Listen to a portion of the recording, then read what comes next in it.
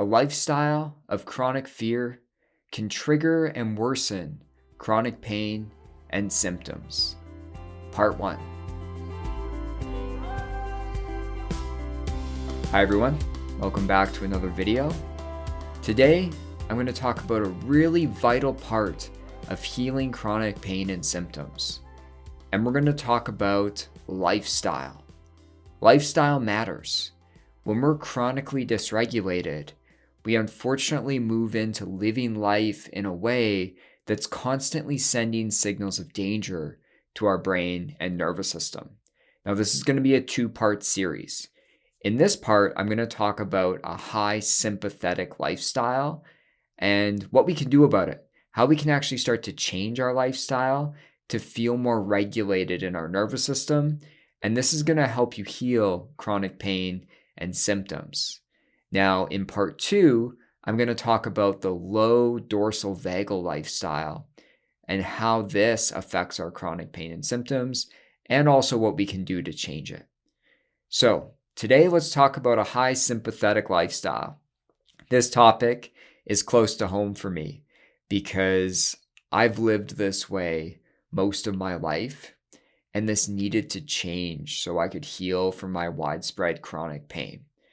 The great mistake that I see people make when healing is they're either living a high sympathetic or a low dorsal vagal lifestyle. And what they do is they do all the breath work, they do all the somatic practices, the emotional work. They're doing everything they can to change their internal way that they function and working through things, even processing trauma. All that's important. But if you're using all the regulation skills, all the brain retraining to try and support a lifestyle that's naturally constantly sending signals of danger to your brain and nervous system, it's going to be near impossible to heal. One of the big factors that we talk about in my approach, the somatic safety method, is social safety.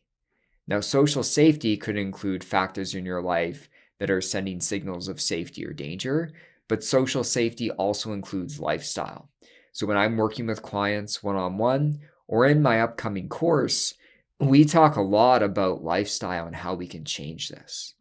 So a high sympathetic lifestyle, this is a lifestyle, a way that we're living that's constantly keeping us in this fight or flight zone where we're always fighting, we're angry, we're irritated, we're grumpy, or we're always in flight, highly anxious or panicked. So if you look at this slide, what happens in a high sympathetic lifestyle is things that naturally mobilize us all of a sudden start to move into a chronic state of fear. So all sympathetic energy isn't bad. We need that to live. Things like passion, play, having standards and expectations of ourselves, they keep us in this mobilized zone. And there's nothing wrong with us being there. We need this to survive. We need this to have a purposeful, meaningful life. But what takes place in a high sympathetic lifestyle is things like passion and play turn to obsession, hyper-focus, intensity, like living life within an intense lens. I've been there. Overly competitive, and a lack of attention to basic needs. So all of a sudden, we're not connecting with others. We're not taking time to rest. We're not taking downtime. All of this starts to slide. And so all of a sudden, this passion and play turns into this chronic state of fear. And this is going to worsen your chronic pain and symptoms. Your pain and symptoms are a protective mechanism. Your brain is sending you a meaningful message, being like something is wrong, something needs to change here. And if you're in this high sympathetic lifestyle, chronic pain and symptoms can often be the result. Now you talk about standards and expectations. There's nothing wrong with having standards and expectations for yourself. We need this. We need this to have purpose in our life, to work towards our goals. But in a high sympathetic lifestyle, this turns to perfectionism, people-pleasing, pressure, self-comparison, and always being busy and working. And so as you can see, this is what a high sympathetic lifestyle can look like. So if you relate to this, we need to start making changes in how we're living our life. I cannot say this enough times. Don't just do half an hour of breath work and somatic work and emotional work and trauma work. You can do all that, and that's vital. That's part of the somatic safety method. We focus on that. But we have a whole module focused on social safety. And a big part of that is how we go about living life. Now, I could talk about this for 2 hours, but we don't have 2 hours right now.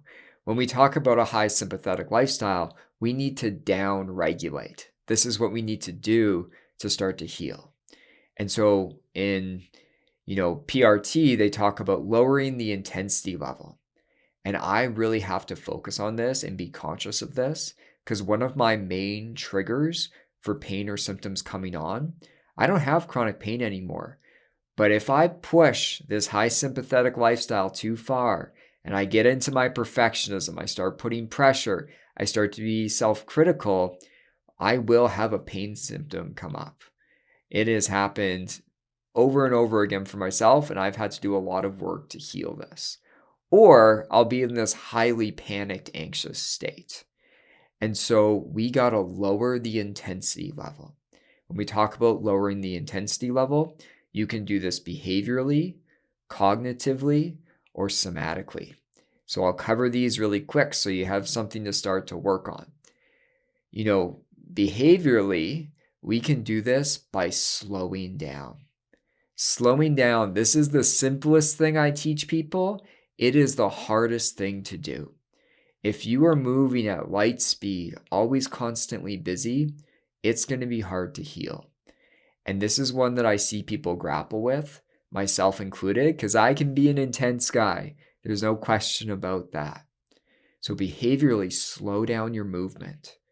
Could you dial it back by 5%, by 10%? If you ever work with me for in-person sessions, I intentionally do this. I walk to the waiting room super slow to get a client. I walk back to my office really slowly. Even the way I move, all of it slowed down, and not so much that it's ridiculous that people are getting annoyed with me, but I am dialing it back. Even right now, the way I'm moving my hands, you probably notice a difference compared to the beginning of this video. I'm trying to model, I'm moving slow. And the other thing is you need to talk slow. I can tell within 30 seconds of a session starting if someone's in this sympathetic zone just based off the pitch in their voice and how fast they are talking. This is the urge. When we're in that high sympathetic zone, there's urgency, there's intensity to move fast, to talk fast, to think fast.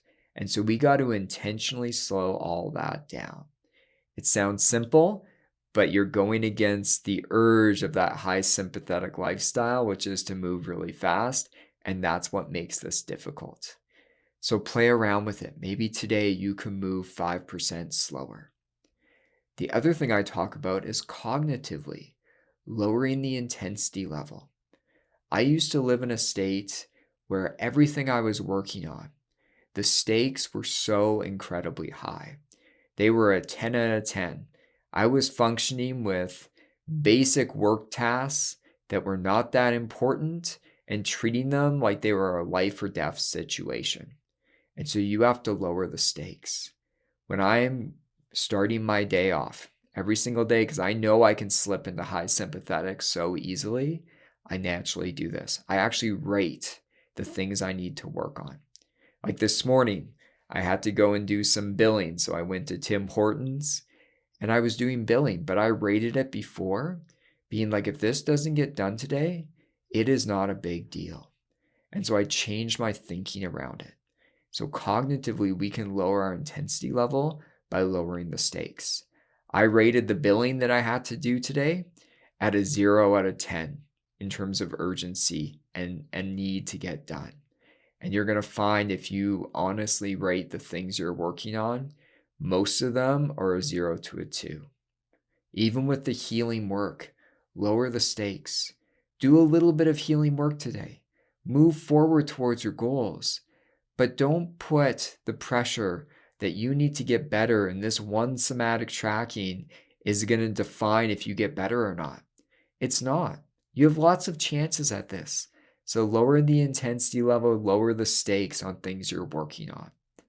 The other thing that I talk about cognitively is slowing down your thinking.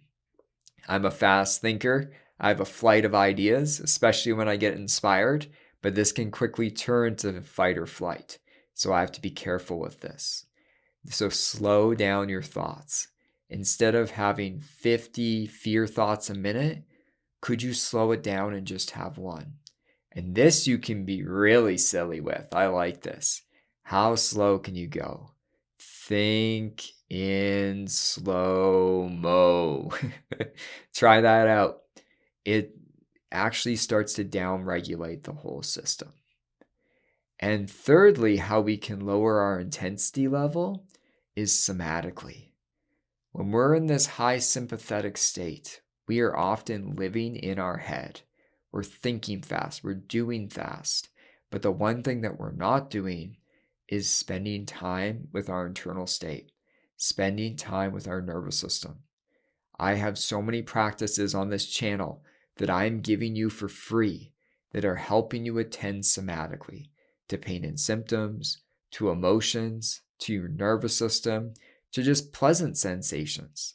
So I have a great morning meditation that I'll link to the top. I'll put it in the description below for you as well. This is a great way to start off your day. Start off your day by attending to yourself somatically, having lightness and ease, being curious what's taking place. The more you focus somatically and can actually feel safe and at ease with the sensations that are taking place, everything will start to down-regulate. Right now, you'll notice again how slow am I talking compared to the beginning of this video. I feel way more calm. I had this experiment planned out. I was going to talk really fast at the beginning of the video and really slow now. And everything feels like it's down-regulated. So there's a lot that you can start to work on, but this is where I want people to start. Practice lowering the intensity level. This can help us shift out of a high sympathetic lifestyle.